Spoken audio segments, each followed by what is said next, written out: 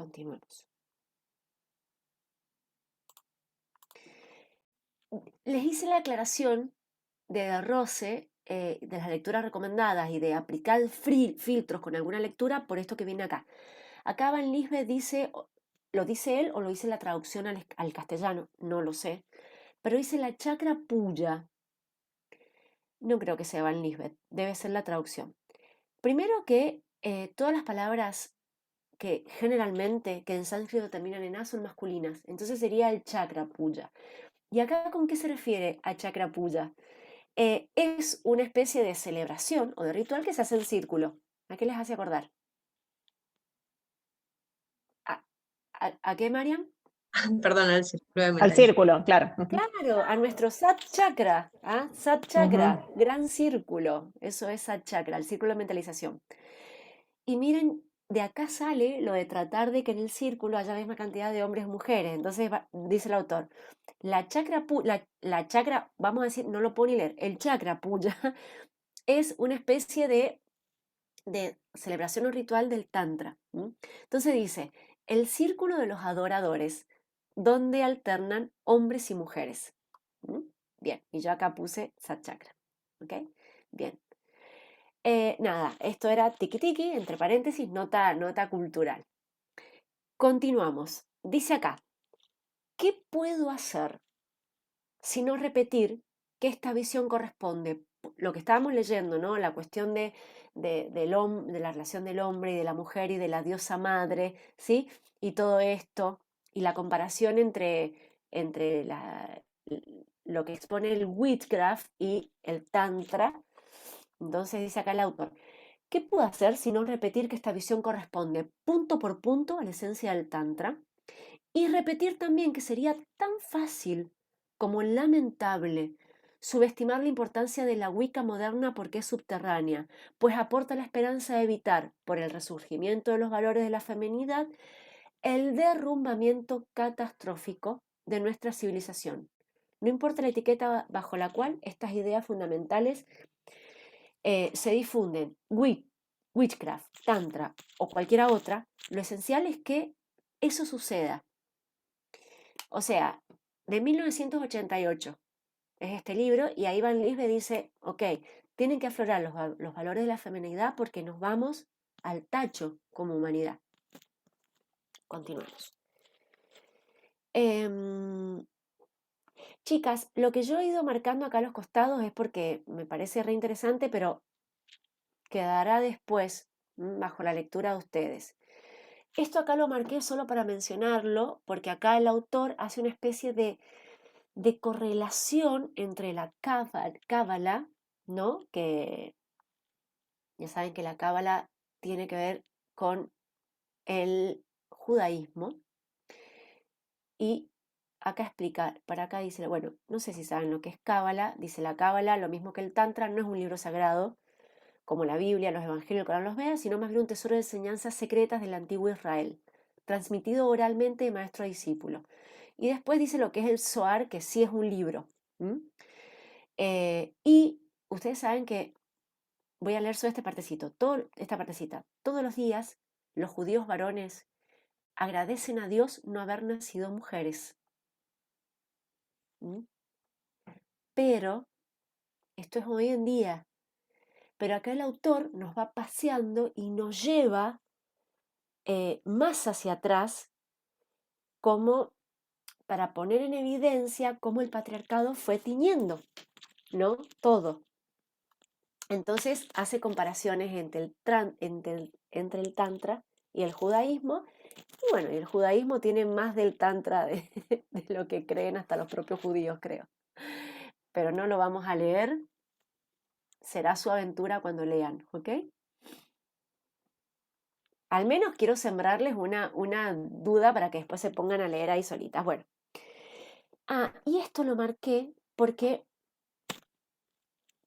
¿saben que una vez hablando con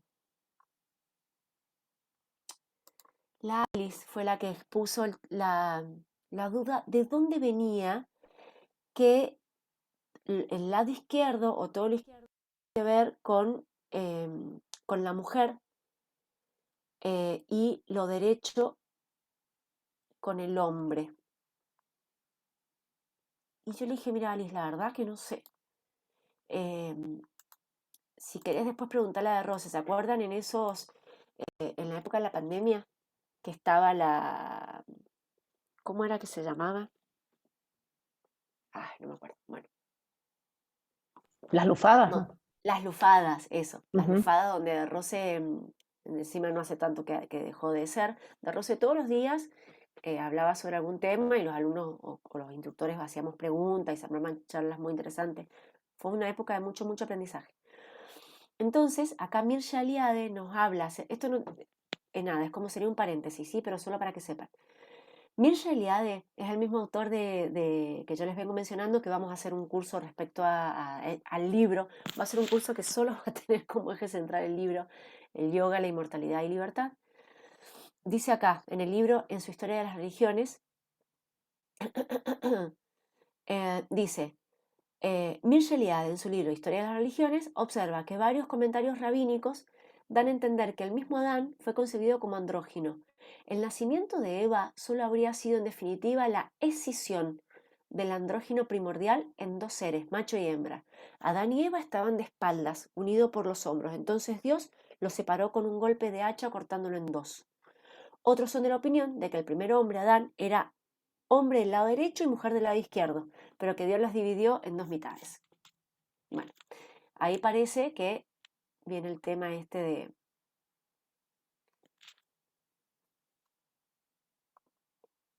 de la polaridad. Bien, bueno, nada, cerramos el paréntesis, porque no, ahí se va un poquito. No es esencial para el adepto occidental del Tantra definirse entre la reencarnación. Es decir, aceptarla o rechazarla. Para el tántrico, lo esencial es el instante presente, saberse parte integrante del proceso, que es la emergencia permanente del mundo manifiesto, incluido el mismo. Reencarnación o no, lo que cuenta, para mí, es hacer lo que conviene aquí y ahora, vivir lo más plenamente posible mi condición de ser humano y cumplir mi tarea. Bueno, acá no dice el autor, en lo que a mí concierne, por el momento es escribir este libro. ¿Por qué les menciono esto de la reencarnación? Porque tiene que ver con la definición del Tantra, la manera correcta de hacer cualquier cosa. ¿Se acuerdan? Entonces, tipo, para el Tantra no importa si reencarnamos o no. ¿Cómo? Es hacer lo que conviene aquí y ahora, vivir lo más plenamente posible mi condición de ser humano y cumplir mi tarea. Zarpado. Esto es súper lindo y también nos sigue acercando, el autor nos intenta acercar una mirada occidental de cómo incorporar el Tantra a nuestras vidas. Baño de sol cósmico. Es verdad que muchos aspectos del tantrismo indio son inexportables. Sin embargo, cada uno puede acceder a su esencia, que no es sinónimo de ritos sexuales extraños o perversos. Si bien el Tantra incluye deliberadamente la energía sexual, muchas prácticas no tienen relación alguna con el eros. De hecho, el tantrismo es sobre todo la expansión del campo de la conciencia, la toma de conciencia de los aspectos cómicos de la vida. Así, toda experiencia, por trivial que sea, puede llegar a ser tántrica. Por ejemplo, el baño de sol tántrico. ¿Cómo? Es muy sencillo. Mientras que mi vecino no tántrico, estirado como yo, al sol en la playa, se broncea, yo en cambio recibo un máximo de sensaciones corporales. El calor, el contacto de la piel con la toalla, los dedos de los pies en la arena, el viento en el pelo, el aire marino, etc. Es la primera etapa. A continuación, se trata de cosmizar la experiencia, tomando realmente conciencia del acontecimiento sol. Para mi experiencia ordinaria, el sol es lo que era para los antiguos, una gran bola allá arriba en el cielo. Hoy todos sabemos que el Sol es 1.000.000 de veces más voluminoso que la Tierra, pero ¿lo comprendemos verdaderamente? Lo dudo. Igualmente, saber que la energía solar todavía estaba en el Sol hace 8 minutos no me asombra, ni siquiera sabiendo que la luz recorre más de 300.000 kilómetros por segundo, casi 8 veces el diámetro del globo. En la playa, intento transformar esas cifras áridas en realidades concretas. Pienso en la inmensidad del vacío helado, menos 273 grados centígrados, que me separan del Sol, y percibo su luz como una catarata de fotones, de pequeños proyectiles que me golpean y me penetran. Mejor todavía, la luz es realmente la sustancia solar que hace 8 minutos apenas estaba todavía en el astro. Es, pues, un flujo continuo de materia que me une a él. Literalmente me baño en el sol. Absorbo su materia en mí. Acá yo puse, cuando todavía la Gino me enseñaba lo de agregar texto, puse pranayama. Hola, Tinchus.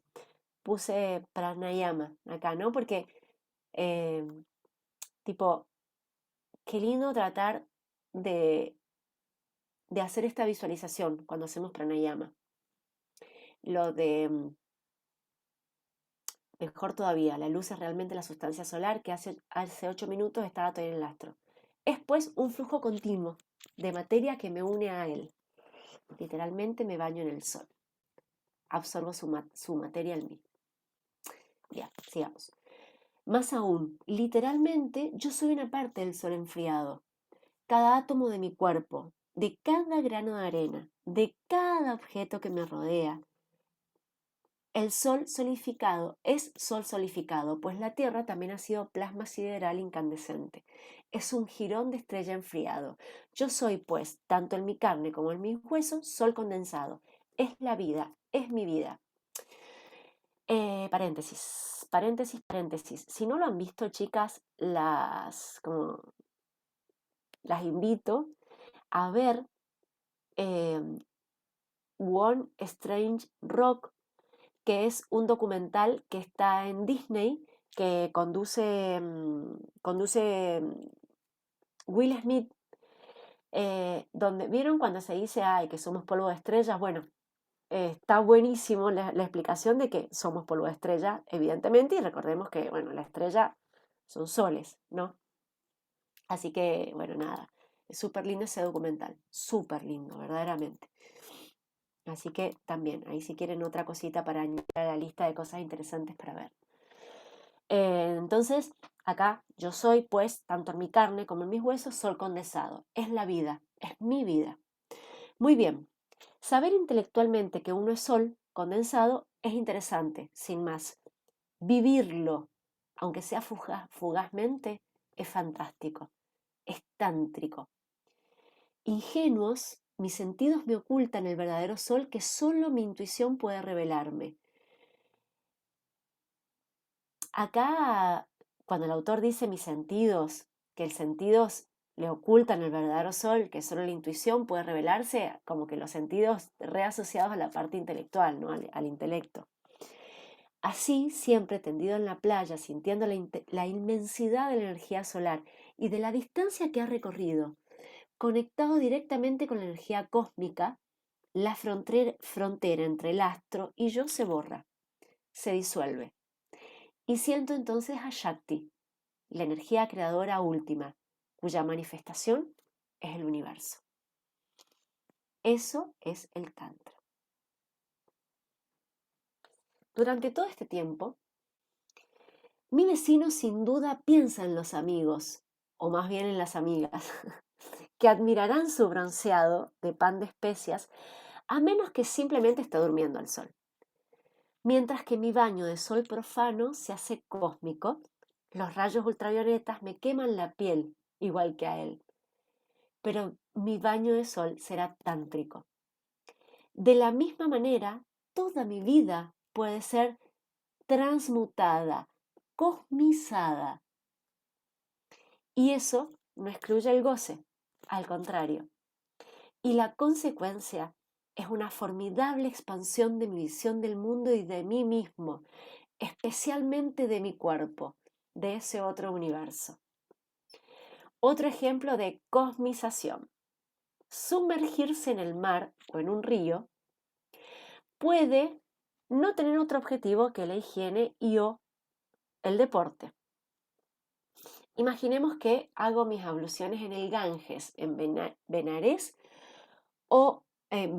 a lo largo de las célebres Ghats. Los Ghats son como escaleras que bajan al río. Entre la multitud hormigueante de los hindúes piadosos.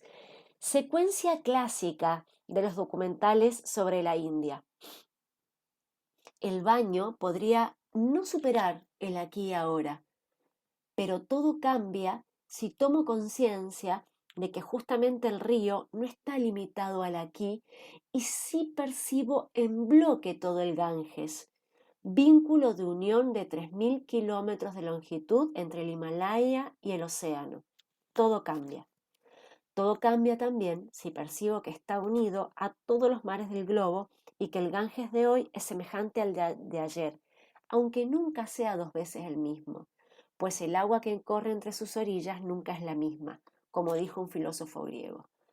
Exteriormente, nada diferencia mis abluciones de las de mis vecinos no tántricos, pero mi experiencia interior gana en amplitud y en riqueza. Así, el Tantra es en primer lugar una manera diferente de ser y de sentir, antes de concretarse en determinadas técnicas o acciones rituales. Y yo agregué diferente de ser y de sentir y de estar en el mundo. Pero, cuidado con la trampa cerebral. El intelecto aporta, y es precioso, los elementos objetivos, científicos de esta toma de conciencia.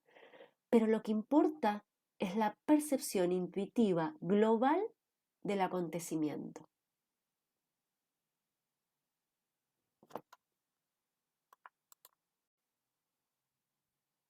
Quiero ver en las caras.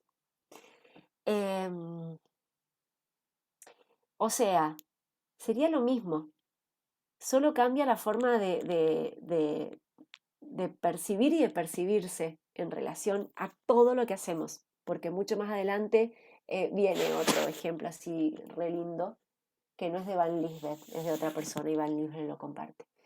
¿Vieron, chicas, cuando algo súper importante que mientras preparaba esto se me venía? ¿Se acuerdan cuando hablamos cuando vimos la parte del tiempo cíclico, del tiempo profano, el tiempo sagrado, tal?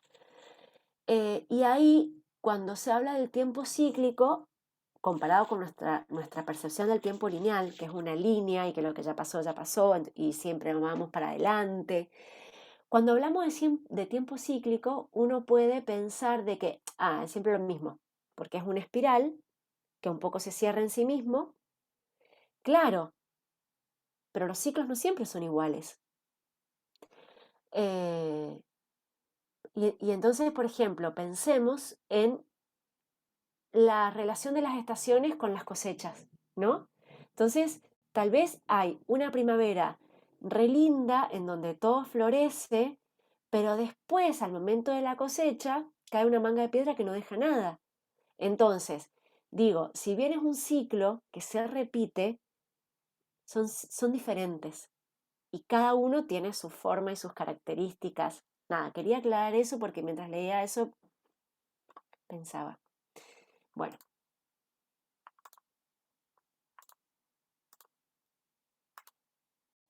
10:30.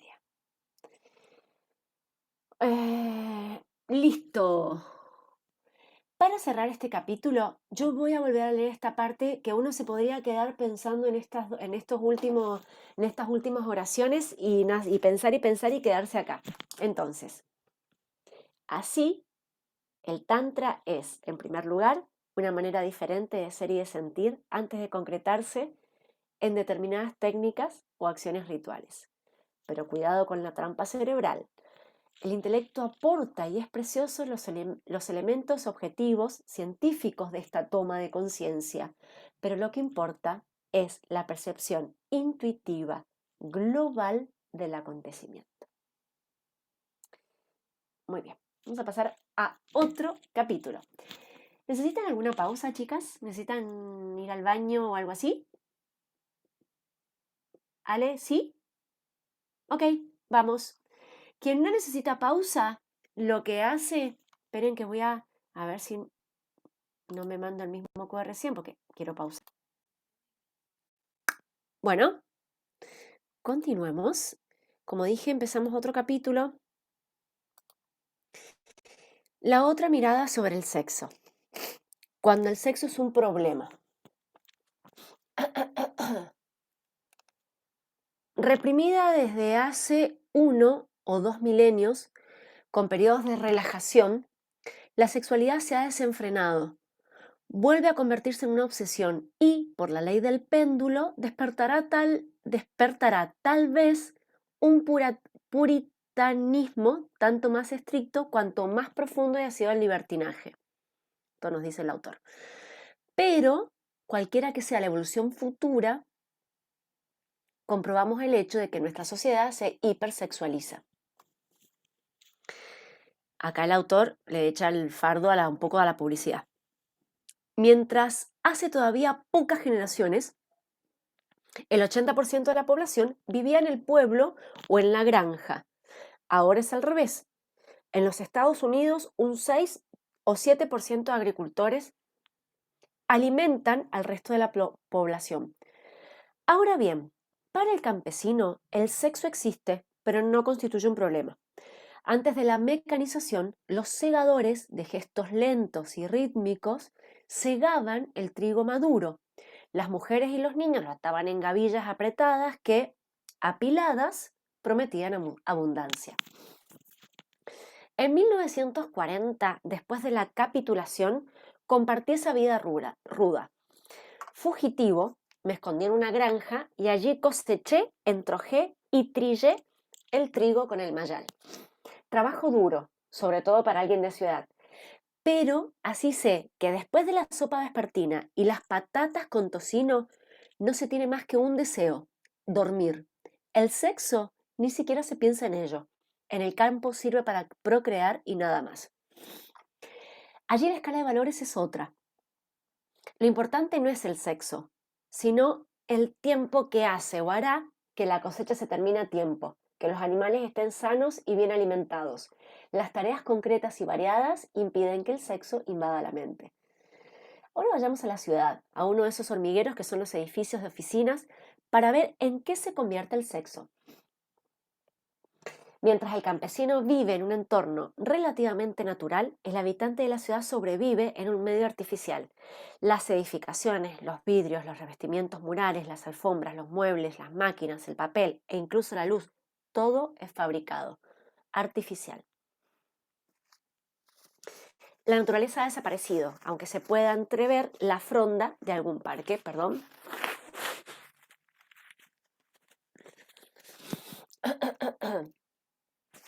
En la granja, el hombre vive cerca de los animales.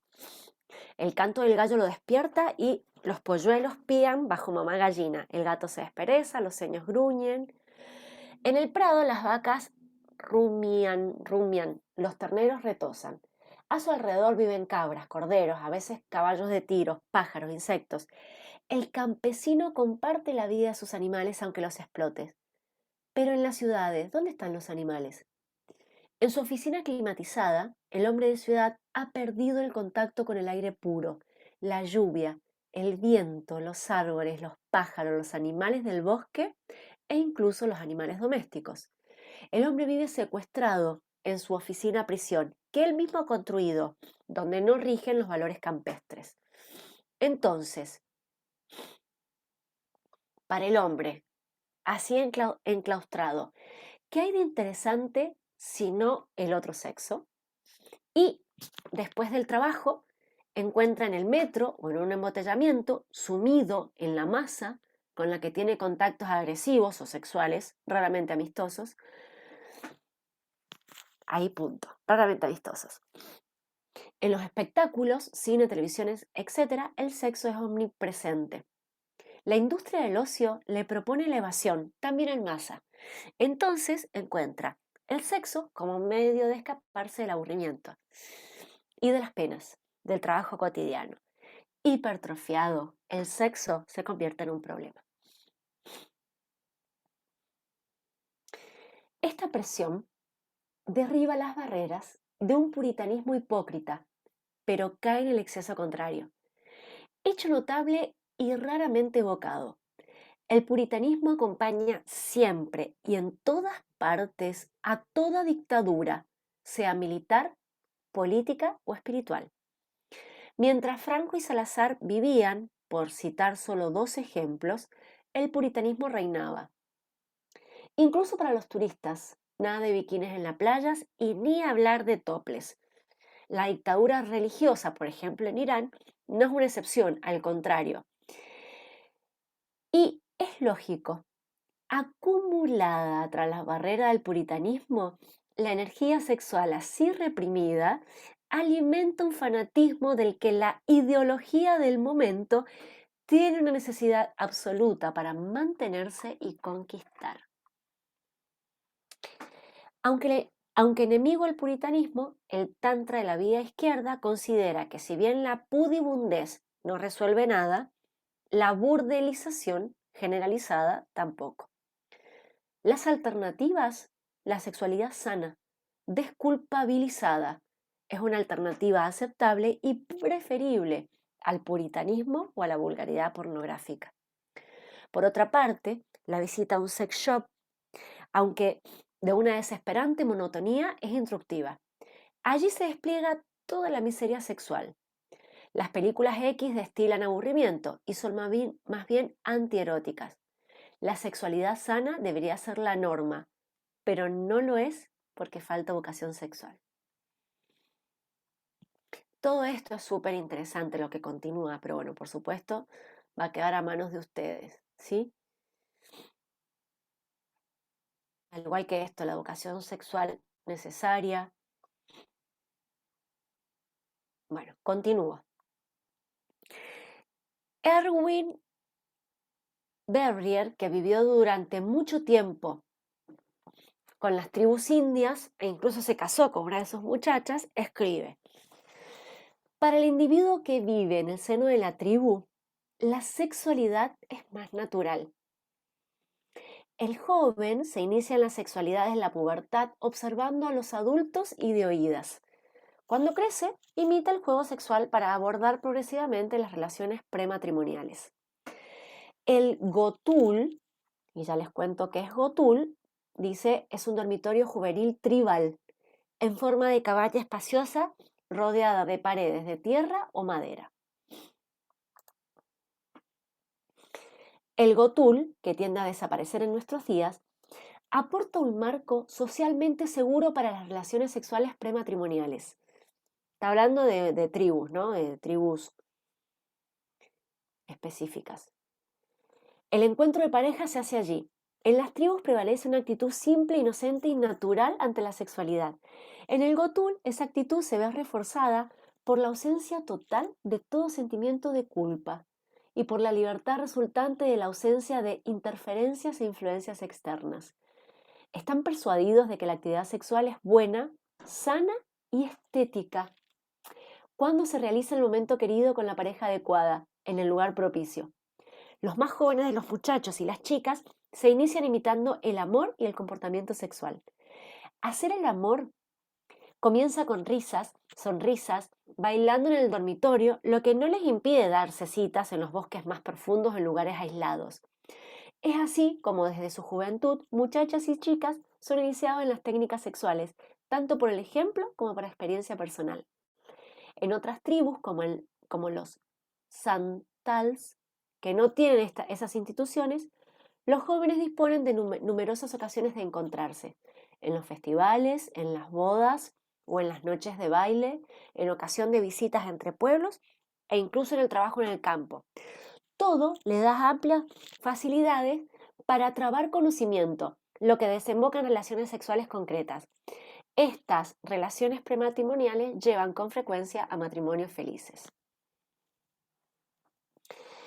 En lo que se refiere a la sexualidad, incluso después del casamiento, algunos tienen relaciones extramatrimoniales, reliquias de su vida sexual libre anterior y de una actitud psicológica muy abierta durante su adolescencia. En las tribus, algunos festivales son ocasión normal de relaciones sexuales extramatrimoniales. La otra faceta de la vida sexual en las tribus es la multiplicidad de casamientos. ¿Les hace acordar a algo esto que estoy leyendo?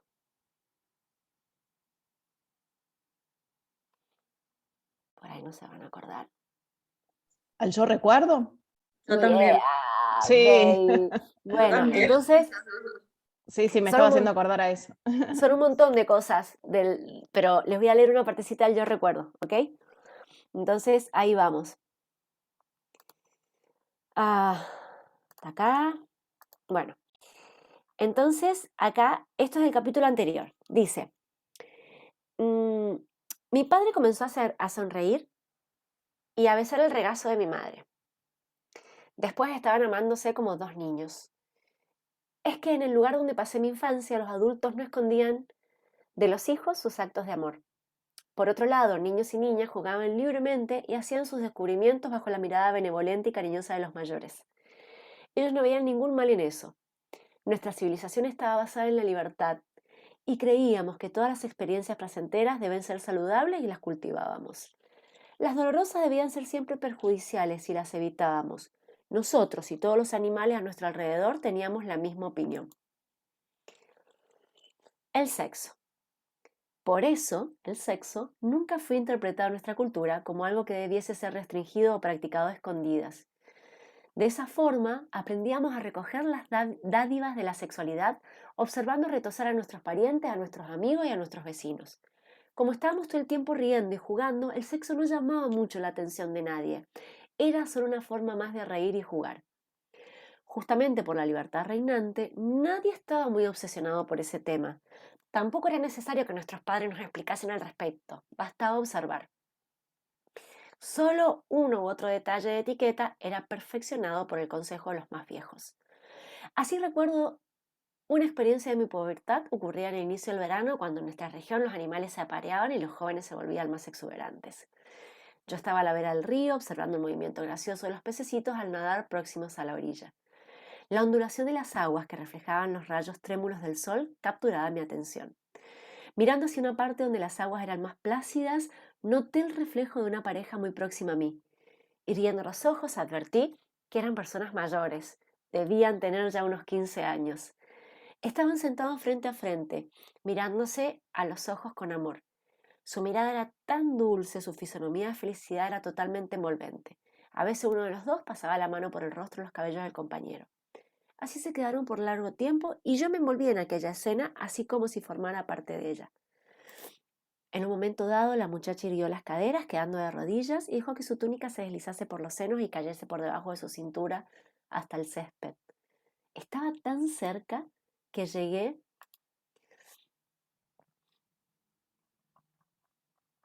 a sentir el perfume de la tierra levemente levantado por el movimiento del aire que generó la tela al caer el suelo. El joven se desvistió de la misma forma, la abrazó por la cintura y recostó tiernamente, el rostro en su vientre, con los ojos semicerrados. En ese momento, la muchacha, moviendo el rostro para un lado, me vio. Me miró largamente a los ojos y me sonrió. Le retribuí la sonrisa. Ella tocó el rostro del muchacho y apuntó en mi dirección. Él también sonrió. Me hicieron señas para que me aproximase. Me acerqué y pude sentir un perfume nuevo para mí. Era la fragancia de sus cuerpos emanando fluidos corporales de deseo. No me preguntaron nada, ni mi nombre ni mi edad. Simplemente me abrazaron y acariciaron mi cabeza. Nos quedamos así toda la tarde, a veces acostándonos, sentándonos, jugando con las manos, rodando en el pasto, haciendo muecas, riendo. En un momento dado creo que las hormonas de los dos jóvenes llegaron a un nivel que requería otro tipo de caricia. Ella montó sobre él, lo miró con profundidad, se inclinó y tocó con los senos su pecho, que comenzaba a agitarse. Tocó con sus labios la boca del muchacho y ambos dieron inicio a la más bella escena de amor y arte de la cual me puedo acordar. Los movimientos de su cuerpo eran de una fluidez y ritmo que me recordaron las ondulaciones de las aguas del río. movimientos suaves pero al mismo tiempo poderosos. Ella emitió unos gemidos tan dulces que todavía resuenan en mi memoria y me deleitan el alma. Yo estaba estirado en el piso, sintiendo la humedad en el vientre, los codos apoyados en la tierra, sosteniendo el rostro con ambas manos, la mirada fascinada, participando emocionalmente de todo lo que ocurría. Quería que aquella escena jamás terminase, pero terminó, algunas horas después. Nuevamente ellos se volvieron hacia mí y me recostaron en su regazo, donde permanecieron un buen rato más acunándome como si fuera un hijo. Después se despidieron de mí y se fueron. A esa altura ya estaba atardeciendo y creí que también debía irme para casa. Llegando allá relaté lo ocurrido a mis padres. Todos nosotros, niños, ya habíamos presenciado muchos juegos sexuales, pero esta vez había sido diferente. Yo había participado. Mis padres escucharon con atención y cuando terminé el relato, mi madre sacó una flor de sus cabellos que había sido puesta allí por mi padre y la depositó en mis manos. Mi padre me dijo: fue una experiencia muy linda, hijo.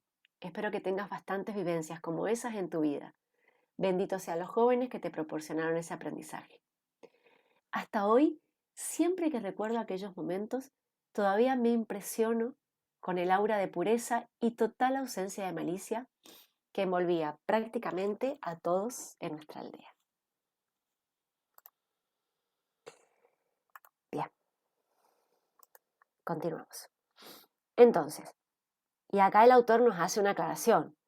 De acuerdo, no se trata de trasladar entre nosotros esas costumbres tribales, pero es bueno conocer su experiencia y sus ventajas, aunque solo fuera para evaluar nuestros condicionamientos sociales en ese terreno. En esas tribus, la posesividad, los celos, los dramas pasionales debido a la infidelidad, los divorcios penosos, tanto para los cónyuges como para los hijos, son evitados. Sin hablar de la ausencia de frustraciones sexuales, lo que asegura un equilibrio psicológico cierto.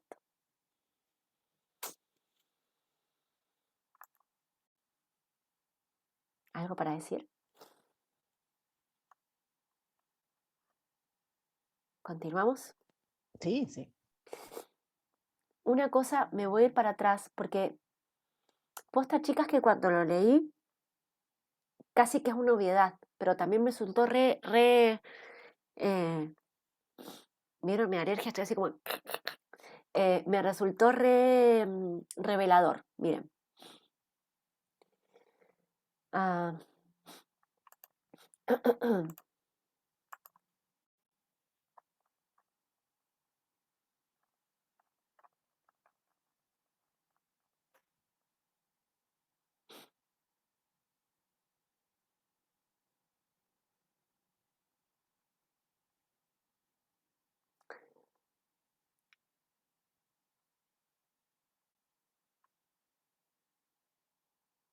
hecho notable y raramente evocado. El puritanismo acompaña siempre y en todas partes a toda dictadura, sea militar, política o espiritual. Acá más que espiritual, creo que iría más sería religiosa, ¿ok? Pero, entonces, hecho notable y raramente evocado. El puritanismo acompaña siempre en todas partes a toda dictadura, sea militar, política o espiritual. Y es lógico. Acumulada tras la barrera del puritanismo, la energía sexual así reprimida alimenta un fanatismo del que la ideología del momento tiene una necesidad absoluta para mantenerse y conquistar. Ok, continuemos. Bien, nuestra doble sexualidad. ¿Estamos bien, muchachas, no? Bien. Nuestra sexualidad es bipolar, nos dice acá el autor.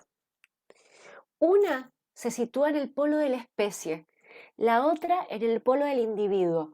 Este concepto es muy interesante. El primer polo está localizado.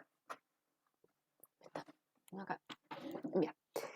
Entonces, El primer polo está localizado en la parte baja del cuerpo, en los órganos genitales, Muladhara y Swadhisthana chakras, que son literalmente el enclave inmortal de la especie en nosotros. Ay, voy a leer otra vez.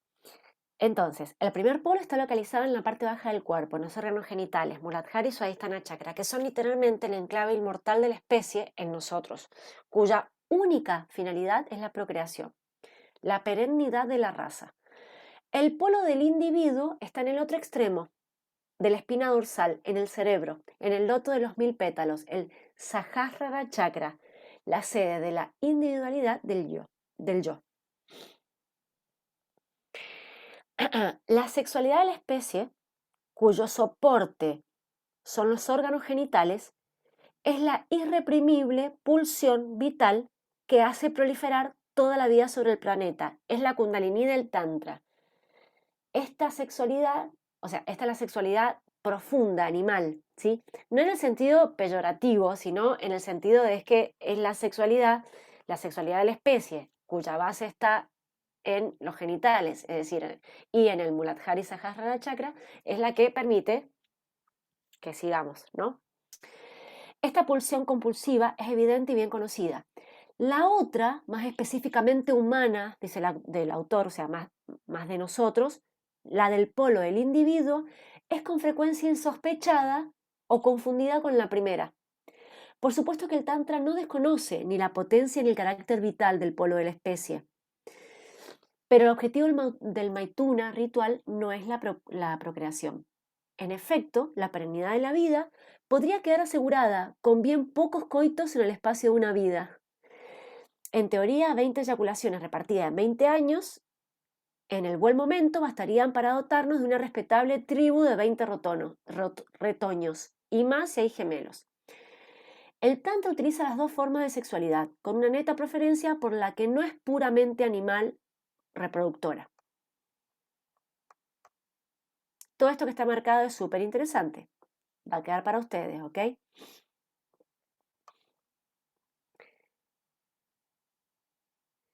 Entonces, vamos a cerrar un poquito esto diciendo que el Tantra apunta a liberar al ser humano, dándole un acceso directo y un autocontrol de las inmensas energías psíquicas y de otras clases que guarda en sí mismo.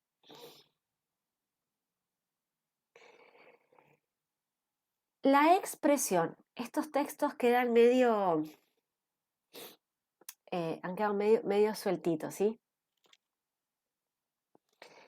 La expresión otro plano de conciencia puede parecer misteriosa, suscitar una aprensión como hundirse en lo desconocido, pero pasar de un plano de conciencia a otro es un hecho trivial, cotidiano, que se produce cuando uno se duerme y sueña, por ejemplo. ¿Y quién, hablo de casos normales, tiene miedo de dormirse? Me interesó esto de, claro, por ahí cuando hablamos de otro plano de conciencia, uno dirá, ¿qué será? Otro plano de conciencia, otro estado de conciencia. Bueno, el sueño es otro estado de conciencia. Y súper conocido por nosotros, ¿no? Entonces, cambiar de plano de conciencia es así un medio probado de trascender el ego y de acceder a la experiencia cósmica unitaria.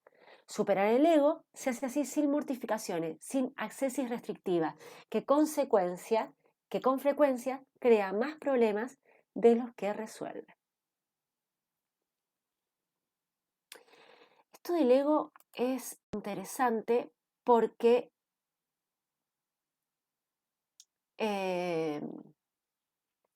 muchas corrientes filosóficas y religiosas hablan de la supresión del ego, ¿sí? Y bueno, acá como nos dice el Tantra, como nos dicen algunos tipos de yoga, como nos dice de Rose, el ego hay que reeducarlo, no suprimirlo. Y de Rose compara la reeducación del ego compara el ego con un caballo salvaje. Entonces, si ese caballo nosotros lo domamos, o sea, lo domamos, que nos respete, que nos haga caso, va a seguir manteniendo como su brío, su fuerza, pero, digamos, nosotros vamos a tener las riendas. Ahora, si ese caballo, para amansarlo, lo castramos, se transforma en otra cosa, se transforma en un animal manso, o sea, es en contra de su naturaleza. Ese texto, se los voy a dejar después disponible, está en el Orígenes del Yoga, donde habla del swastia y el ego, ¿sí? Por eso lo marqué, porque me pareció súper interesante y bueno, obviamente, las visiones están en la misma línea.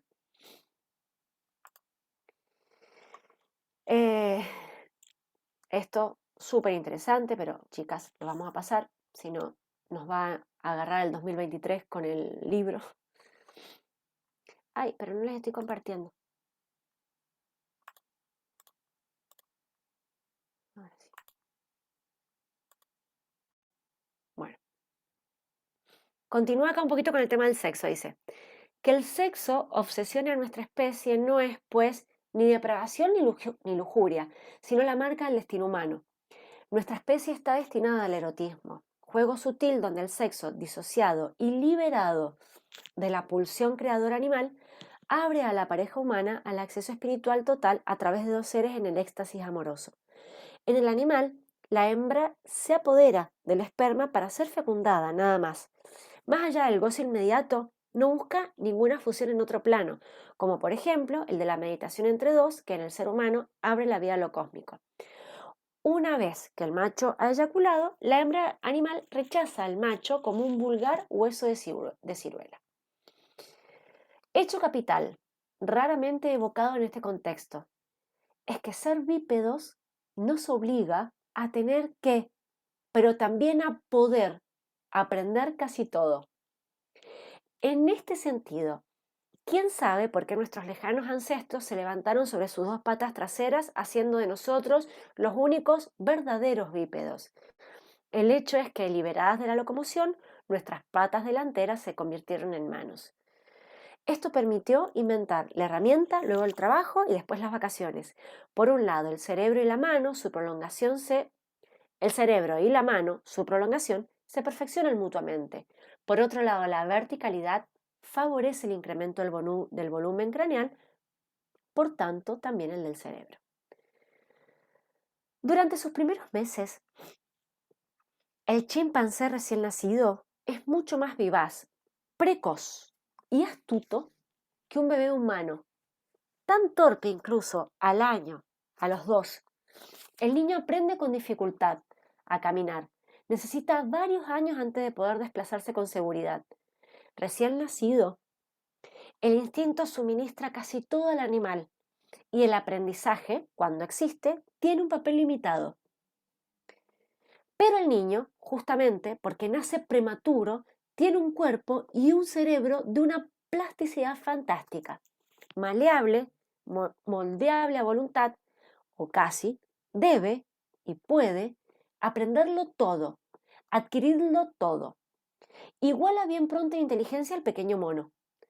Adulto, el mono es la copia idéntica de sus ancestros de hace 20.000 años o más, pero un abismo separa al hombre moderno del de Neandertal, al menos en cuanto al saber y a las aptitudes. Es la plasticidad del prematuro lo que permite la educación, la cultura y todas las civilizaciones que el ser humano ha conocido, conoce y conocerá.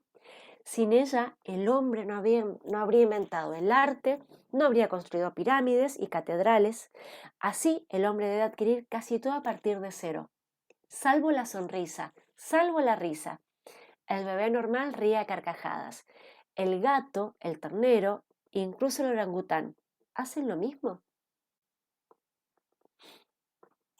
Bueno, y acá esto, ¿por qué el autor lo menciona? Porque dice, de modo que como todo el resto, es completamente normal educar nuestra sexualidad específica.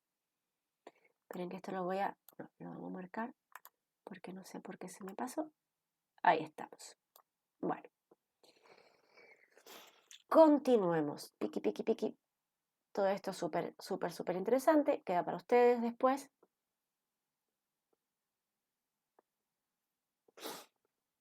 Esto no se los voy a leer porque en realidad la posición del Tantra frente a la homosexualidad. Pero después ustedes lo leerán, ¿sí?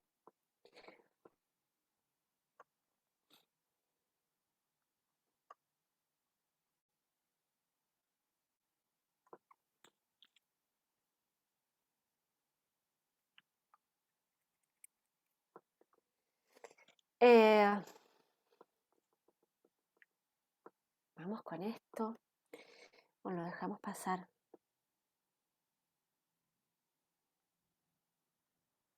Bueno, esto es como un juego de palabras. Dice, yo ni sea quien piense macho.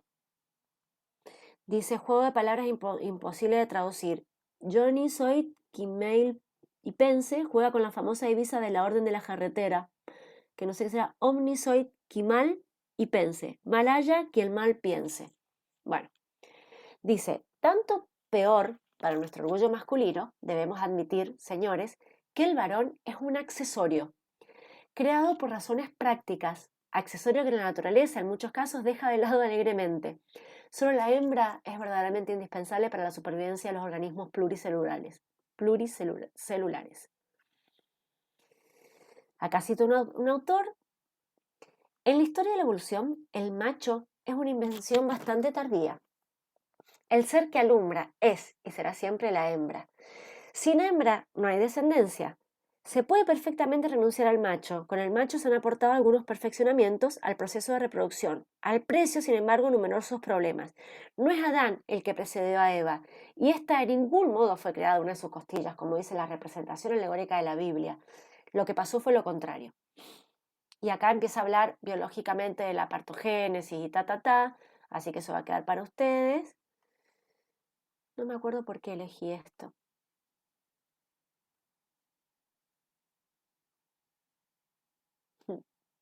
Saben que esto fue... Chicas, esto es súper interesante, puede quedar para ustedes, pero...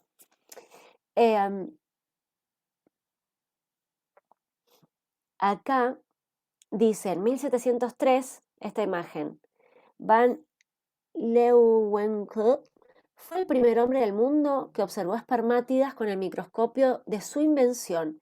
Creyó ver homúnculos completos, con cabezas, brazos y piernas, apoyando así la tesis de la pequeña semilla de papa en el vientre de mamá. El vientre de mamá tiesto de flores, o sea, como que el vientre de mamá receptáculo. De hecho, vagina significa eso, en latín creo, receptáculo. Entonces dice que justifica la supremacía del padre y de sus hijos, así como la dominación patriarcal con su colorario, la sumisión de la mujer. Bueno, igual, pipi, bueno, listo. Todo esto después cuando lo lean van a ver qué interesante lo que pone el autor, pero nada, vamos a seguir.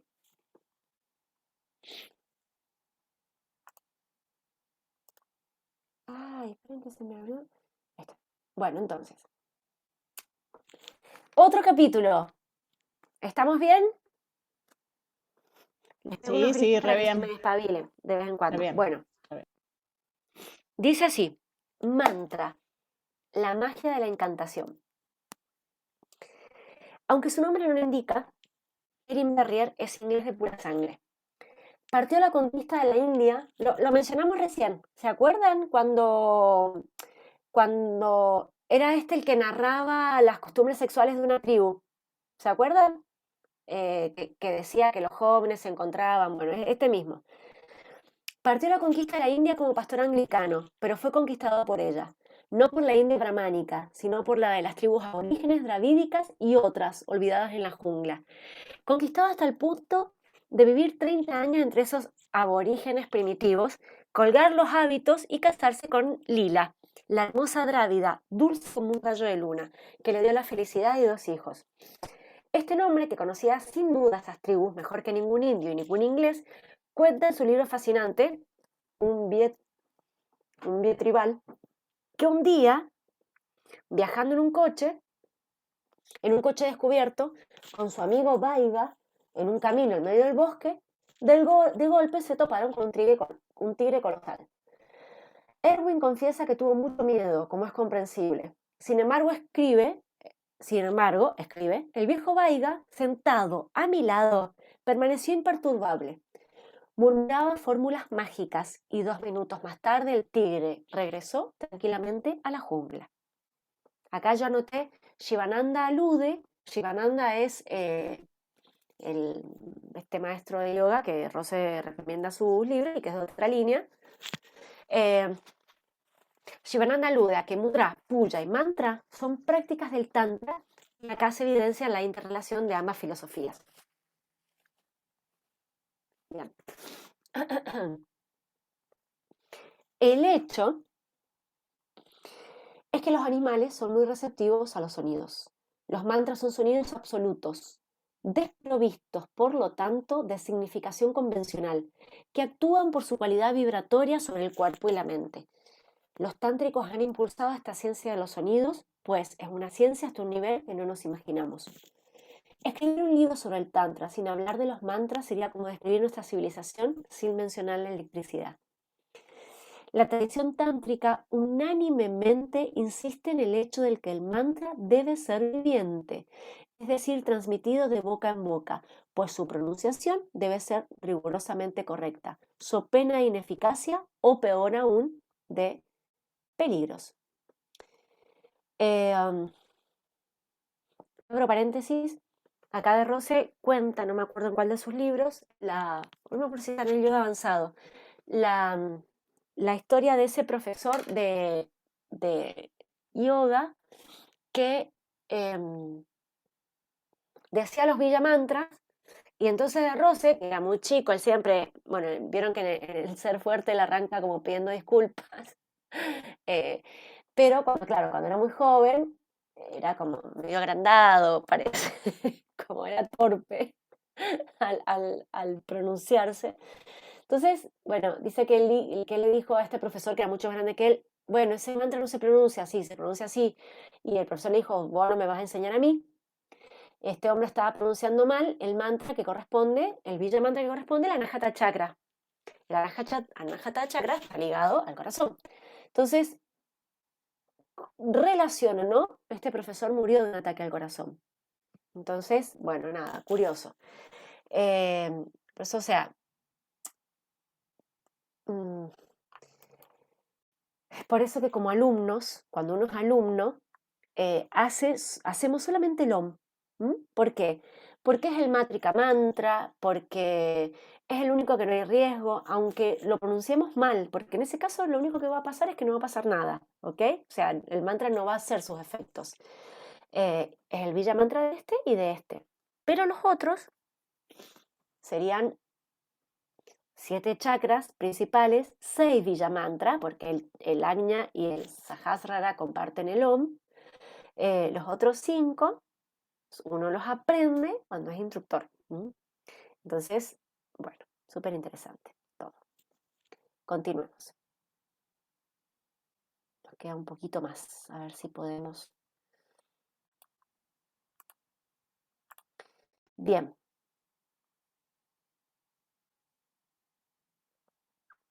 Antes de entrar en el universo mágico del mantra, leamos al célebre indianista Max Muller en Sixth System of Indian Philosophy.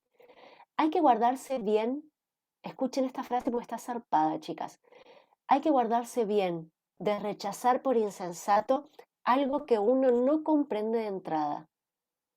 Más de una práctica que me parecía carente de sentido, incluso absurda, demostró luego encerrar una sabiduría mucho más profunda de lo que yo jamás hubiera supuesto. Por su parte, ¿saben a qué me remite esto como instructora? A cuando por primera vez alguien va a un chakra o prueba la práctica completa. Y algunas personas se entregan como, tipo, che, no entendí un montón de cosas, pero me encantó. Y a otras personas, lo mismo, o sea, tipo, no entendieron, pero ese no entender les genera incomodidad y rechazo, porque es como, no, sí, no sé, no entendí, es raro. Bueno, nada, al margen. Por supuesto, Sir John Woodruff, alias Arthur Avalon, escribe en La Prince du Serpent: ningún otro tema de los Shastras, escrituras indias, es menos comprendido que la ciencia del mantra. Fundada o no, no es de ningún modo el absurdo que algunos piensan que es. El hecho de que el pensamiento sea una energía creadora es cada vez más ampliamente admitido en Occidente. En la India, esta doctrina es muy antigua y es las bases de las prácticas del Tantra, algunas de las cuales se mantienen en secreto para evitar su empleo abusivo. Lo que es incomprendido en Occidente es el aspecto particular que adquiere la ciencia del pensamiento fuerza en el mantra vidya.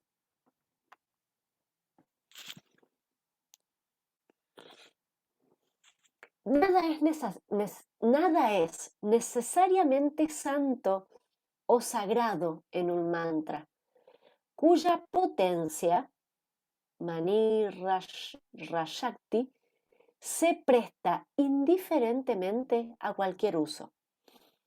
Así, desde milenios, el Tantra conoce y utiliza los poderes curativos y revitalizantes para el cuerpo y el espíritu del pranava, el Om, y de las 6 sílabas gérmenes, Villamantras. Bueno, ahí los menciona, pero tipo, no sé qué onda porque nada que ver con lo que nosotros estudiamos. Y de todas maneras, tampoco lo vamos a estudiar ahora, solo cuando sea el instructor. Pero sí es cierto que cada una de estos Villa Mantra actúa sobre una parte del cuerpo o sobre un órgano preciso. Pero como al occidental le gusta saber el porqué y el cómo de todo, la historia de Lesser Lazario, que estudió durante 30 años la acción de los sonidos sobre la mente y el cuerpo, merece ser narrada. Chicas, esto se los cuento como a modo de nota de color, sí, porque no, o sea, no tiene nada que ver con nosotros, pero me llamó la atención. Entonces dice, nacida en Viena, su salud fue muy delicada desde su más tierna edad. Era estudioso en exceso y sus padres, para quienes eso era una virtud, pusieron a su disposición una gran cantidad de libros, lo que terminó de arruinar su salud. A los 18 años sus males empeoraron. Sufría, entre otras cosas, de reumatismo articular agudo y los médicos consideraban que su caso era desesperado. Pensó que ya no tenía nada que hacer, hasta que descubrió las virtudes del sonido regenerador y del soplo vital. Nos cuenta. Wait a minute.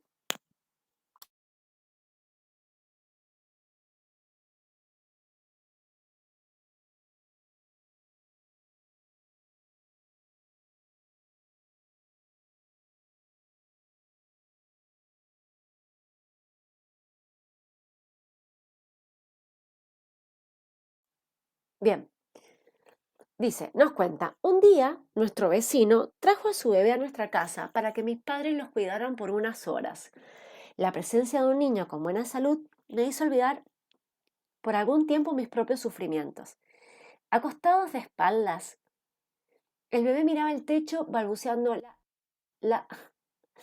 Le pedí a la sirvienta que lo desvistiera y lo pusiera en mi lecho, cerca de mí. Y ella lo hizo.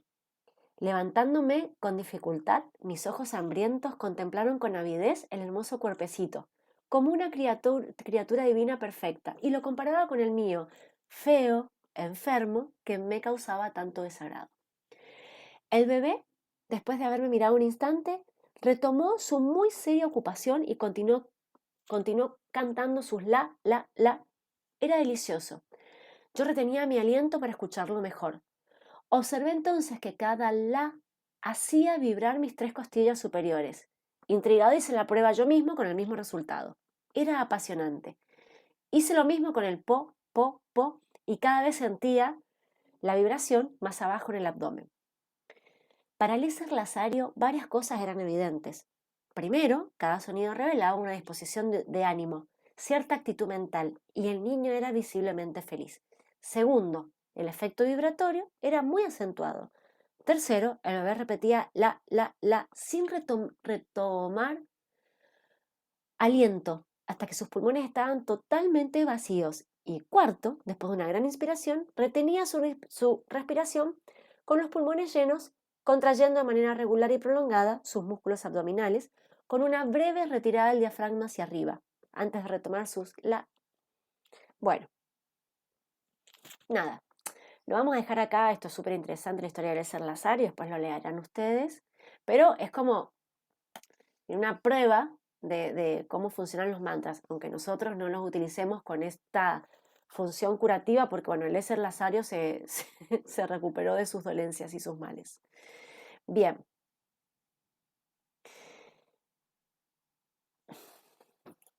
dice,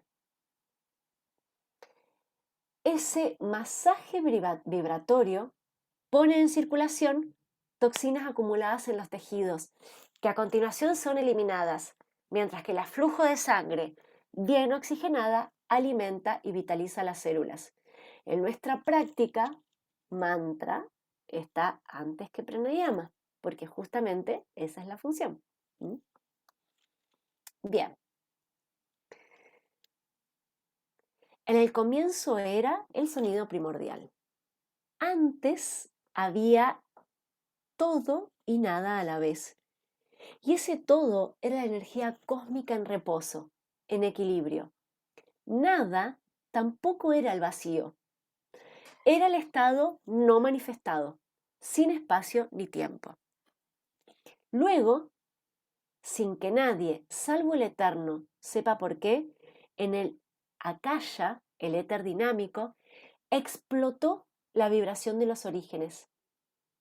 En el principio era el verbo, la palabra para San Juan, el Big Bang para el físico, el Damaru, tambor de Shiva para el tántrico. Y al mismo tiempo que producía el espacio-tiempo caro a Einstein, el sonido original cuyo eco vibrará en el universo hasta la disolución final, el Mahapralaya, se diversificó en una cascada infinita de seres y de formas. Pues, como la materia es energía y viceversa, todas las cosas, sea una galaxia o un grano de arena, son un campo de fuerza en perpetuo estado vibratorio. Para el Tantra, en el principio, era la energía indiferenciada, Shakti, el on que representa la energía cósmica en el estado puro, el sonido primordial que suscita las galaxias. Om es la sílaba mística gracias a la cual el hombre puede entrar en contacto intuitivo con la realidad última, con la raíz misma del universo. Om es la sílaba germen del universo. Acá dice la villa, pero es el villa, de la que derivan todos los otros sonidos. En la India hay unanimidad respecto del Om.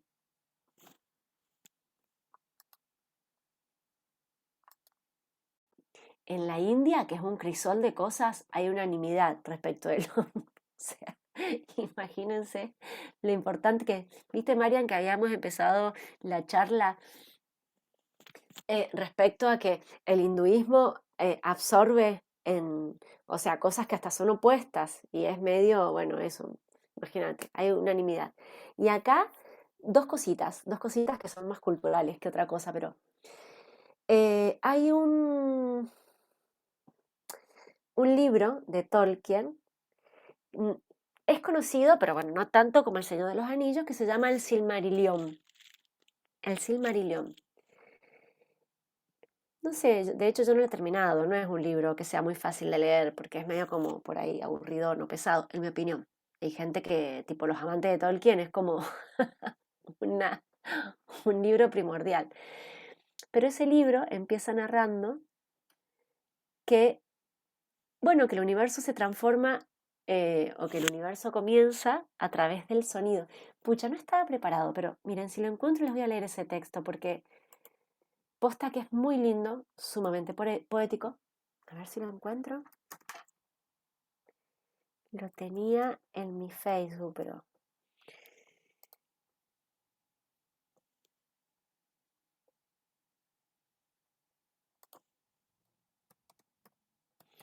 A ver si lo descargué acá.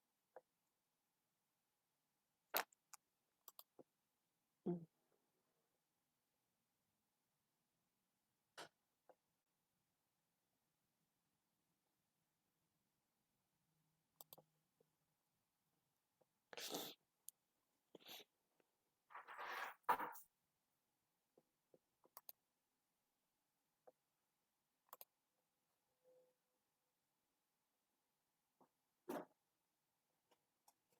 Me estoy permitiendo esta demora porque capaz que estoy instalando un virus que va...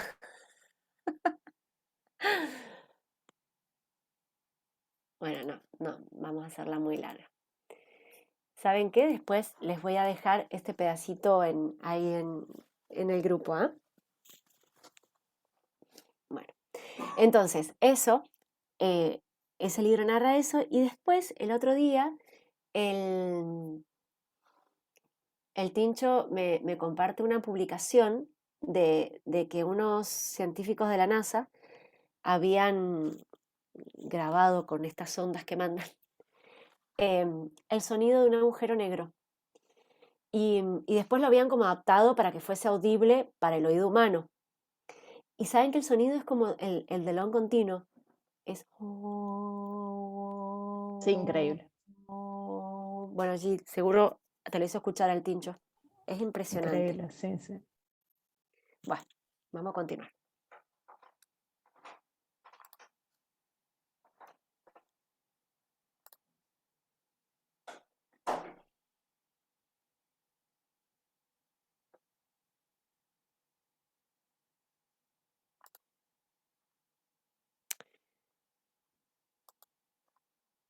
Esperen que se me hizo el lío acá. Ahí está. Bien.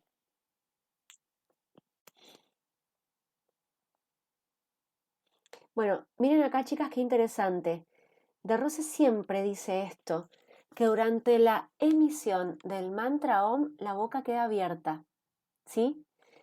Entonces, ¿por qué? Esperen, a ver, voy a ver si después... Claro, bueno, voy a leer esto y después dice, de modo que la letra O del Tantra no es una verdadera O y la M no es una verdadera M. En realidad se escribe M, pero se pronuncia como la NG, la sal del long. Ese NG hace vibrar las alas de la nariz, el paladar, la caja craneana y el tórax. Por lo demás hay que buscar al máximo la riqueza vibratoria, ¿sí? Entonces, acá, esto lo vimos cuando hicimos la profund. Entonces, cuando uno vocaliza, om, tenemos que evitar eso. Entonces es om, la lengua va hacia arriba, om, y no se cierra la boca. Om, om, om.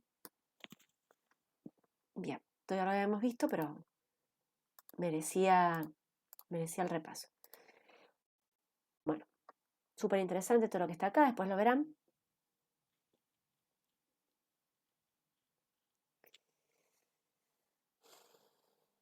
Sin embargo, nos dice acá Van Lisbeth, eso no es todo.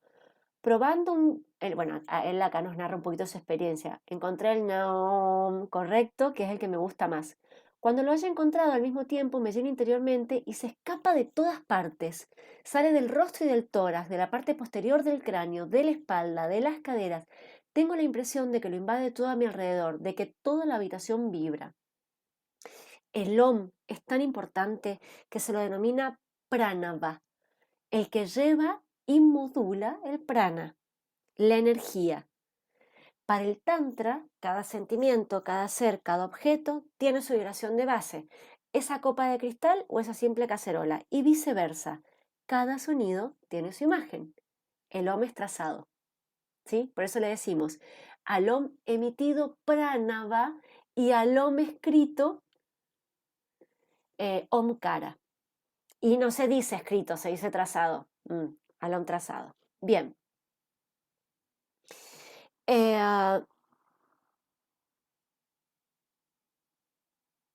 Esto es súper interesante porque me llamó mucho la atención cuando lo leí acá, porque también fue motivo de una pregunta que le hicieron a Rosa en las Lufadas. Dice, a propósito de este grafismo que ejerce una fascinación particular, el occidental cree, fue mi caso durante mucho tiempo, nos dice el autor, que se trata de sánscrito y nadie lo saca del error.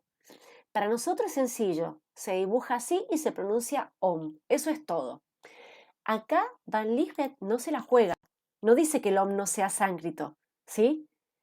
Y entonces, en una de las lufadas, a De Rose le preguntaron, porque ¿cómo sería el Om escrito en sánscrito? Es un Om como más rectilíneo, eso está en el yoga avanzado. En cambio, en el OM nuestro es curvilíneo, no es Devanagari. El Devanagari es alfabeto del sánscrito, es anterior, ¿sí? Solo que primero no se sabe de dónde es, no se sabe cuál es su alfabeto, ¿sí? En primer lugar. Y segundo, decir que no es sánscrito y es una declaración tipo bastante pesada, porque primero pertenece a ese contexto. Acuérdense que el sánscrito ya es la India arianizada, pero no sabemos que existía para atrás. Ni siquiera sabemos si existía escritura, ¿sí? Entonces, bueno, nada. O sea, de Rose dijo, yo no puedo decir que no es sánscrito, pero es anterior. ¿Ah? Y bueno, Van Lisbeth dice, no se la juega, ¿no? O sea, pero dice, lo escribimos así, así y listo. Eso es todo. Bueno. Em,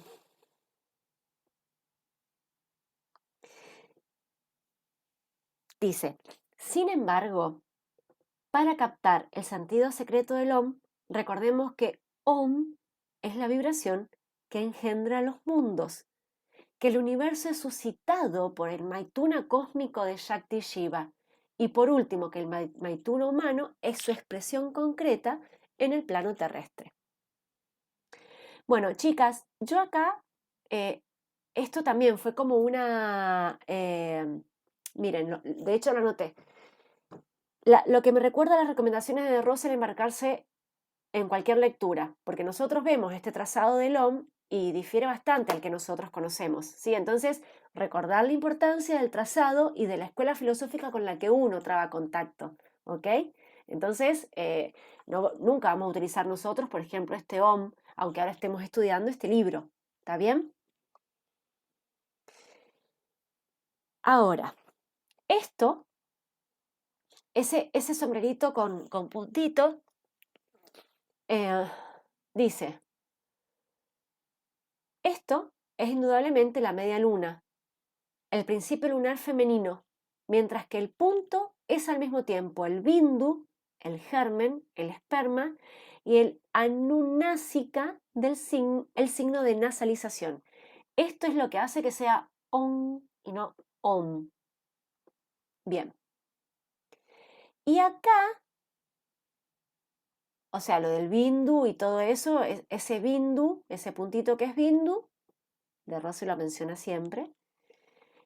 Pero acá miren qué interesante, según Van Lisbeth, lo que es el OM, ¿no? Dice acá. ¿Por qué? Recordemos esto que dice anteriormente. Para captar el sentido secreto del OM, recordemos que OM es la vibración que engendra los mundos, que es el universo suscitado por el Maituna cósmico de Shakti Shiva. Bien. Evidentemente, los no tántricos rechazarán enérgicamente lo que precede, pero nadie les impone estas perspectivas. Si el OM calmante y castrado les satisface, están en su derecho, pero aunque no hacen daño a nadie, dejan de lado lo esencial. Por el contrario, el adepto que se impregna del sentido profundo del OM esotérico accede a las raíces de su ser y a las del cosmos. Yo soy fruto de OM y de la unión del espermatozoide y el óvulo, así como el cosmos proviene del Maituna sagrado de Shiva y Shakti. Y acá nos dice este autor,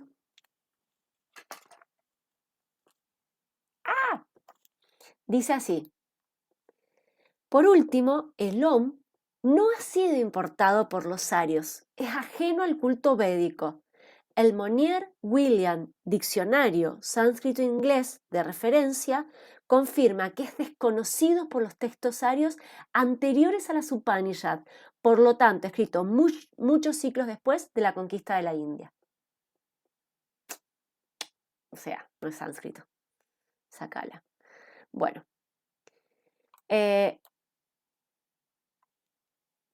Bueno, chicas, acá tipo les anoté esto es re válido como cultura general, pero lo verán después ustedes.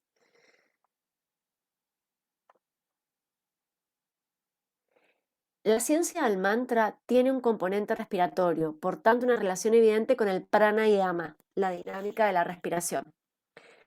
El mantra y la respiración. En efecto, su emisión se acompaña de una respiración prolongada y profunda.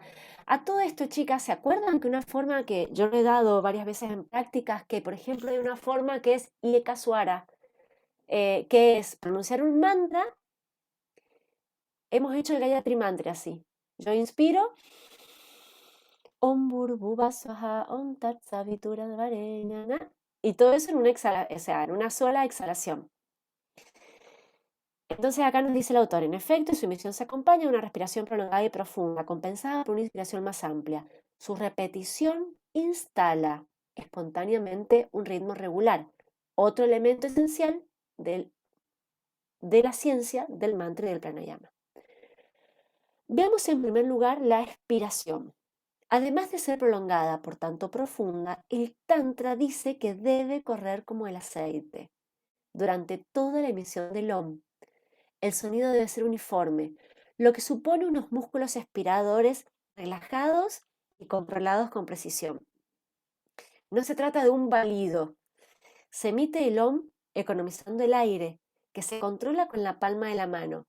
Incluso durante un Om rico y sonoro, se llega a acercar la palma hasta 5 o 6 centímetros de la boca, sin percibir la corriente del aire cálido de la expiración, que se siente por el contrario subir por encima de los labios hacia la nariz.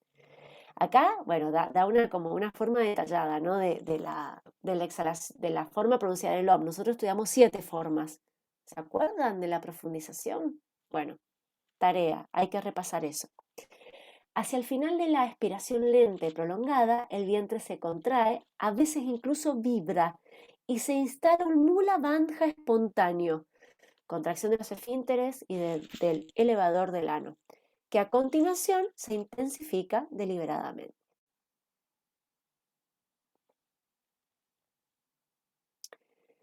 Acá me dice, muy interesante, que mantra es un lenguaje mágico, no convencional, no racional, que produce sus efectos corporales por su frecuencia vibratoria y mentales por el ambiente que crea. Un mantra no es ni una palabra ni una frase. Chicas, acá esto está como súper clara la... Vieron que cuando estudiamos, si se acuerdan, allá lejos y hace tiempo, kirtan y japa, está la diferencia. O sea, japa es una sola sílaba, no tiene música, y por eso el Om es el Matrika Mantra. Pero eso no quiere decir que los kirtan, que son más frases y con una melodía, o sea, no es en detrimento, solo que tienen efectos para nosotros, porque recuerden que nosotros no practicamos tantra, nosotros practicamos Swastika Yoga, que tiene raíces tántricas, pero que no es un yoga tántrico, no es lo mismo, ¿sí? Entonces, el papel del mantra en nuestra práctica, en una de nuestras prácticas, que es el Ashtanga Sadhana, primero hay otros tipos de sadhana, y segundo está el círculo de mentalización, donde mantra ocupa otro lugar. Entonces, no se desprecia el efecto de los kirtan. ¿Por qué? Porque los kirtan generan otra cosa. E inclusive, hasta por contraposición, está buenísimo kirtan para después sentir con más fuerza el efecto de japa. Bien, en el sadhana, entonces, en el Ashtanga Sadhana, mantra tiene el objetivo de limpiar las narices, ¿sí?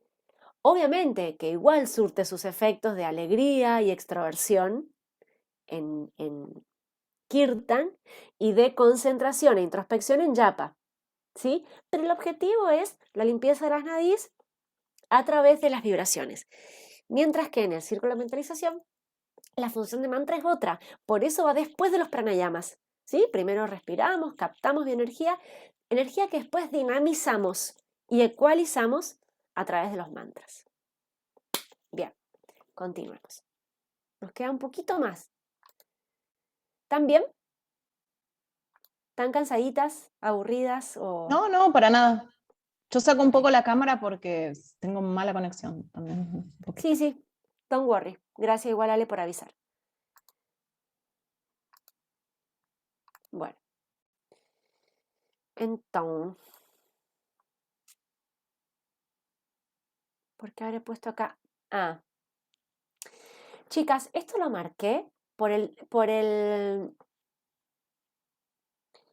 ¿se acuerdan? Acá él habla de Soham. ¿Se acuerdan que nosotros tenemos una técnica de meditación que es inspirar imaginando el sonido so y exhalar emitiendo el sonido ham? So, ham. Bueno, eso, por eso lo marqué. Me pareció interesante.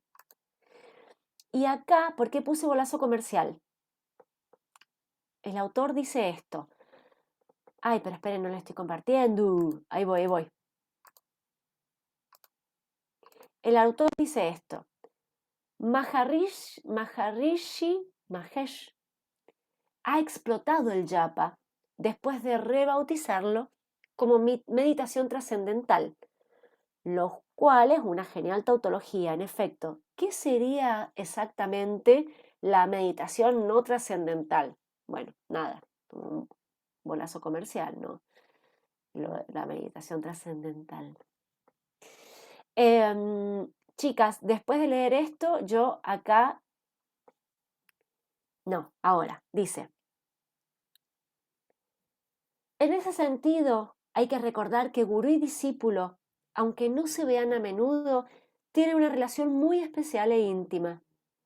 Son mucho más que amigos, incluso más que hermanos, y esta relación madura con el correr de los años. Así el gurú conoce muy bien a su discípulo y sabe evaluar sus posibilidades de evolución. Esto lo separé porque aunque está en el capítulo de mantra, no lo estoy leyendo en ese contexto, ¿no? Digo, la importancia, como lo vimos en la profunda, de la relación maestro-discípulo. Donde por otro lado, chicas, ustedes no tienen un maestro. Esto es importante, ¿sí? Porque De Rose no es maestro de ustedes. Tal vez es un maestro como pensar bueno, o sea, como un referente, ¿sí? Pero no es un maestro, ¿por qué? Porque ustedes tienen que elegir un maestro y ser aceptadas por un maestro, ¿sí?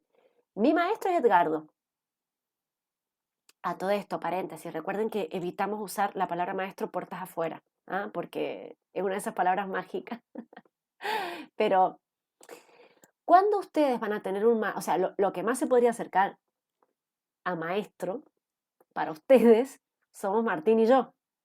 ¿No? ¿Por qué? Porque ustedes están recibiendo como las enseñanzas de nosotros, pero no es así porque nosotros a su vez no tenemos ese grado, ¿sí?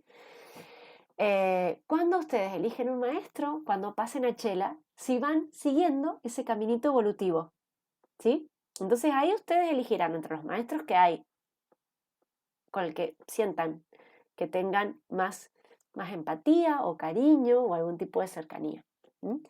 Y acá yo puse una película que vi gracias a Ale, que se llama El Discípulo, que se las he mencionado varias veces y que si bien es súper lenta y un pelín aburrida, pero explica a la perfección, chicas, cómo es la relación maestro-discípulo en la India.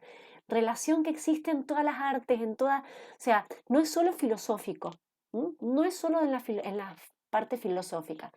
Es muy interesante ver porque por ahí uno cree que entiende la relación maestro-discípulo, pero cuando ves la peli entendés a qué se refiere esto que tiene una relación muy especial e íntima, no son amigos, y como dicen las escrituras, el maestro es para el discípulo madre, padre e Ishvara. O sea, un montón de cosas. Bueno. Sí, es como que ves la relación, o sea, no sé, es increíble esa película, a mí me encantó. Pero bueno, está bueno que vos lo digas porque no es así súper dinámica, pero es fantástica, me encantó. Miren, vale la pena, no la vean un día que tengan sueño, porque es tan lenta que por ahí o sea, es la relación de un maestro y discípulo en la música clásica. Chicas, el discípulo hace lo que el maestro dice, aún en contra de sus propios deseos. Como, wow, o sea, hasta difícil de digerir para nosotros. Bueno, hermosa igual y súper ejemplificadora respecto a esta relación que para nosotros nos cuesta un montón entender, ¿no es cierto? Porque no es parte de nuestro sistema cultural.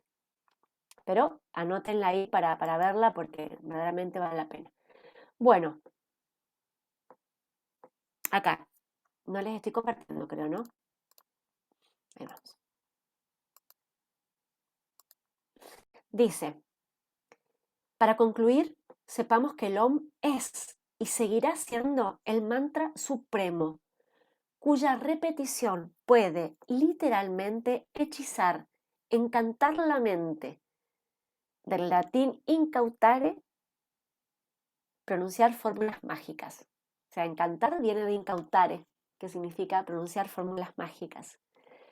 Un sonido absoluto es comprendido por todos. Por ejemplo, si se anuncia una fiesta inesperada en una clase de niños, estos responderán con un ¡ah! De alegría. O bien, después de un largo invierno, al tendernos al sol diremos ¡ah! ¡Qué bueno! De admiración y no un i o un u.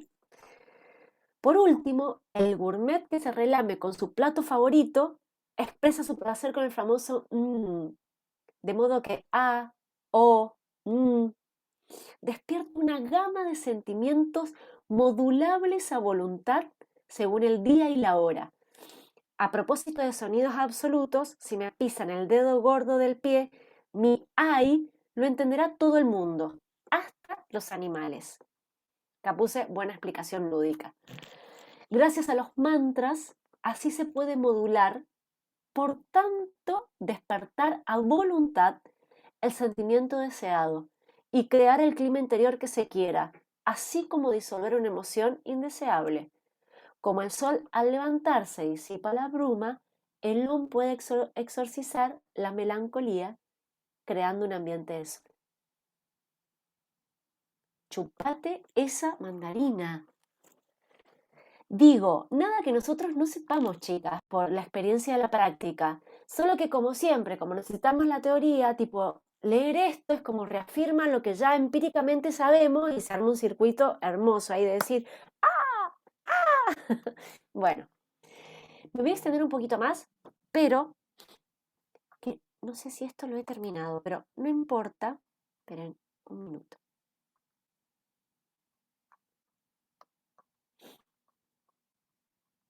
Para ver hasta dónde podemos cerrar, para que nos quede.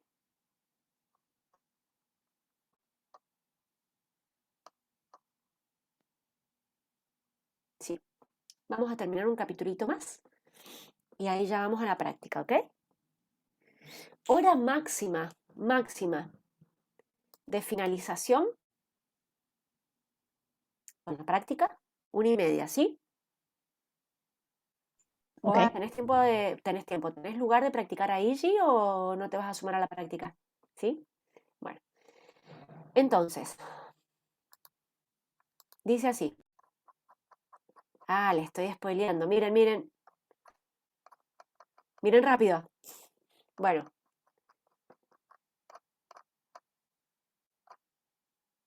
Me pasé que Martín. Bien.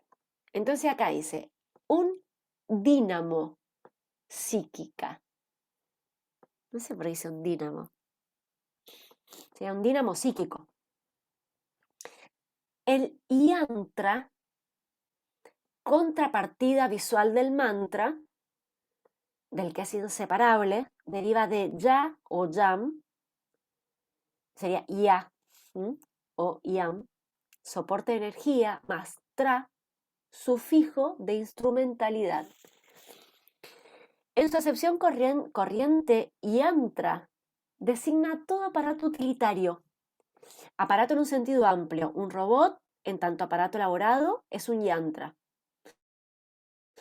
En el Tantra, yantra designa un diagrama mágico simbólico en 2 o 3 dimensiones que va de un simple punto o del triángulo hasta el templo hindú, gigantesco, complejo y yántrico con propiedades ocultas. Con el correr de los siglos, el tantrismo ha hecho del yantra una ciencia y un arte.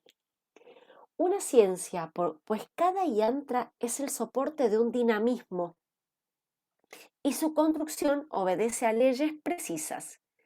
un arte, pues la combinación de trazados y de colores simbólicos produce con frecuencia verdaderas obras de arte. Esto es súper interesante. El Tantra es por lo demás la única corriente yógico-filosófica que haya dado nacimientos a obras de arte y sin que el arte haya sido su motivación. La India en general y el Tantra en particular les atribuyen poderes extraordinarios, casi milagrosos, lo cual nos parece increíble, incluso absurdo. ¿Se acuerdan, chicas, en la medallita del OM? ¿Todas tienen medalla del OM? Sé que la G y la Marian sí, pero la Ali no me No, acuerdo. yo necesito una. Bueno, y justo me saqué la mía, me la saqué anoche para dormir. La medallita del OM tiene en el anverso el OM y en el reverso el Ashtanga Yantra, ¿ah? Que es un símbolo de protección. Y de Ross se lo sacó de unos libros re antiguos en Rishikesh. El del OM, el del Ashtanga Yantra, no sé bien, pero también. Dice que eso está en un libro que se llama Yantra Chutta Chidamani o Yantra Chida Chuntamani, una cosa así. Ya después te voy a pasar. Me he olvidado, malísimo, esto todo esto sacando grabado. Bueno, acá puse Ashtanga Yantra, símbolo de protección. La abstracción última. Una foto o un relato de mujer se sitúa por tanto se limita a el nivel individual. ¿Es mi madre, mi mujer o mi hermana? O sea, una foto, un relato de mujer, es mi madre, mi mujer o mi hermana. Una estatuilla femenina prehistórica anónima, como la que han encontrado millares los arqueólogos, representa a la mujer en general. Y si hablo de ello, es pobre, es porque con frecuencia las tintas de conocido ha acentuado fuertemente la geometría. ¡Ay! Vamos de nuevo. Y si hablo de ello, es porque con frecuencia el artista desconocido ha acentuado fuertemente, ha geometrizado el triángulo pubiano, el polo genital. Si yo extraigo ese triángulo, si lo aíslo, simbolizará el enclave de la especie en el cuerpo de la mujer y más allá del yoni, el polo genital de toda hembra animal. En última instancia, representa la femineidad, la madre cósmica. La abstracción trasciende así el nivel representativo individual, anecdótico, y se habla universal. No es difícil pues adivinar que en el Tantra un triángulo con la punta hacia abajo simboliza a la madre cósmica, a la femineidad, a Shakti. Ya se trate de un dibujo lineal o de una superficie, el triángulo determina un espacio y es una de las funciones del yantra. Y una de las funciones del yantra es precisamente estructurar, organizar el espacio. La magia del yantra actúa en gran medida también sobre quien no conoce su simbolismo. El inconsciente sabe, el inconsciente descifra. Un punto es todo. El bindu, ¿se acuerda el bindu? Que es el puntito que está arriba del sombrerito del trazado del OM.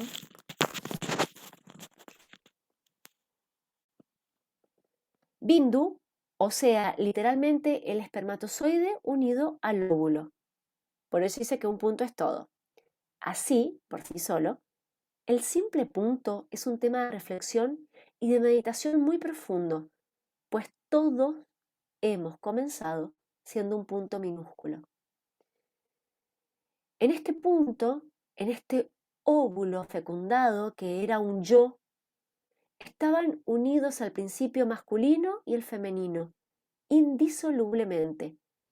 Para el Tantra, el punto es Shiva y Shakti, y todo está allí presente, así como el óvulo fecundado está presente, en el óvulo fecundado está presente todo el patrimonio hereditario de mis antepasados, de la especie humana e incluso de la vida desde sus orígenes en el planeta. Acá, chicas, continúa como desmenuzando los símbolos que dan orígenes a los yantras que utiliza el Tantra. El loto es la flor tántrica por excelencia y la mayoría de los yantras llevan pétalos de loto alrededor de una circunferencia. En toda flor, el tántrico percibe un torbellino de energía sutil. En efecto, los átomos y las moléculas que componen una flor concreta son accesorios. Plantada en otra parte, hubiera formado otras moléculas, pero siempre sería una flor de loto. La verdadera flor es su dinamismo organizador, misterioso e invisible, que se apodera de las partículas materiales del universo exterior para crear la rosa, el muguete o el loto que tengo entre mis manos. El tántrico percibe esa energía sutil y sabe que opera en su cuerpo, donde cada célula, cada órgano posee su dinamismo organizador propio. Para materializar estas energías más particularmente activas en los chakras, los lugares estratégicos del cuerpo donde se arremolinan, el tantra las representa mediante yantras que comportan siempre cierto número de pétalos, más una divinidad, es decir, una energía particular antropomorfizada. El hecho de que sean siempre femeninas denota el origen tántrico de los métodos para despertar esos centros de fuerza en el Kundalini Yoga. Un paréntesis interesante. La importancia de las flores en el rito tántrico se refleja en puya, del dravídico pu, flor, y gay, hacer. En sánscrito la raíz puj indica una actitud referencial. Puya significa adoración ritual con flores, que es su sentido habitual. Por ahí sé que cuando en el párrafo anterior se perdieron un poquito. Si llegamos a ver en esta parte chakras, kundalini, van a entender lo que quiere decir, ¿sí? Pero así que tranquilas. Y por otro lado, en el círculo primero, el pancha puya, que son el puya que usamos en el Ashtanga Sadhana es un puya manásica, es decir, un puya mental, ¿no? Entonces uno manda energía al ambiente, a la instructora, de Rose y a Shiva, donde es, bueno, una especie de agradecimiento y también de establecer conexión con los arquetipos. Pero el Pancha Puya es un puya material que observa 5 elementos. ¿Se acuerdan de la Profu? Bueno, uno de esos elementos son flores. Y otra cosa, ¿qué regalamos en el Satchakra? Una de las cosas que regalamos, flores. Flores y frutas. Uh-huh. Bueno, ya estamos cerquita de terminar este capítulo. Bien, chicas, entonces,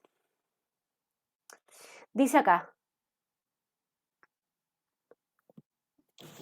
en cuanto al círculo, símbolo central del chakra puya, expresa la evolución cíclica de la manifestación. Es la forma cósmica por excelencia. Estamos hablando del círculo. El hombre arcaico ve el círculo por todo el cielo.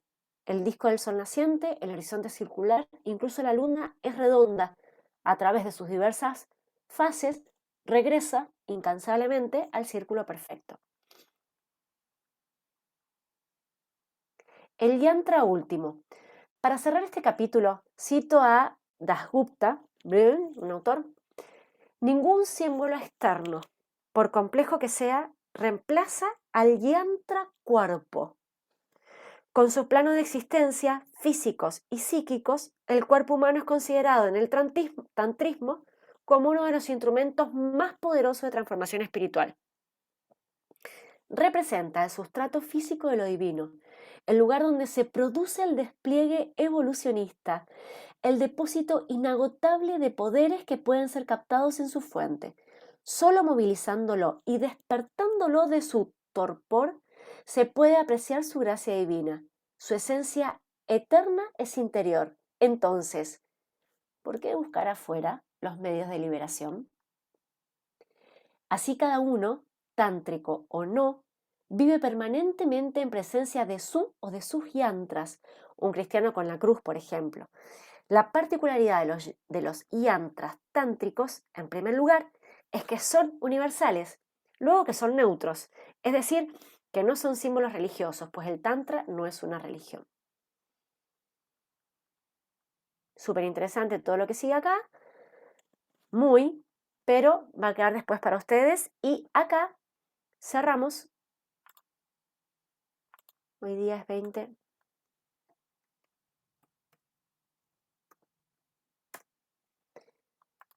Y guardamos.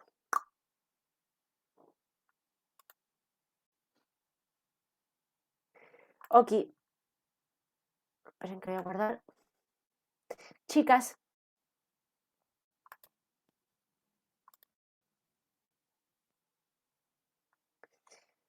Voy a cerrar esta reunión y ahí vuelvo a abrir para la práctica. 12 minutitos, nos encontramos a las 2:20. Cambio fuera.